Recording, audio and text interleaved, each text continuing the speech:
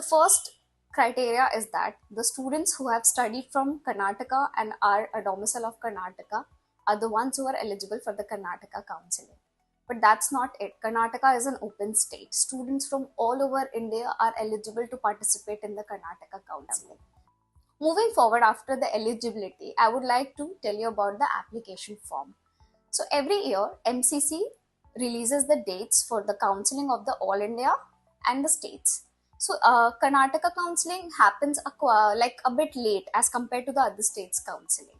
Moving forward, next we have is the application fee.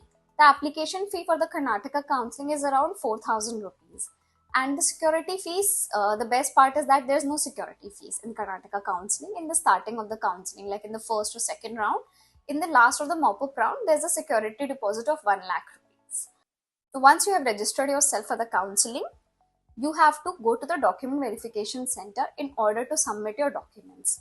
Once you visit the document verification center, all your documents will be submitted. This is a very important step. None of the states in India they submit your document until and unless you are going to take admission. Once you submit a document there, you will be getting a list of documents which you have submitted. Along with it, there will be a user ID and secret key. This is different for every candidate.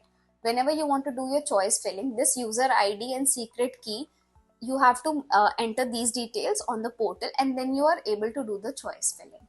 Now, choice filling is very different. You cannot just put whatever you want like every other counseling. This happens only and only in Karnataka. Second thing is that whatever choice filling you have done, according to that, there will be a mock allotment provisional list published by the counseling center. Once you have got the college and whatever has been allotted to you, whatever branch has been allotted to you, now you have to report to the college, submit your documents and submit the fees.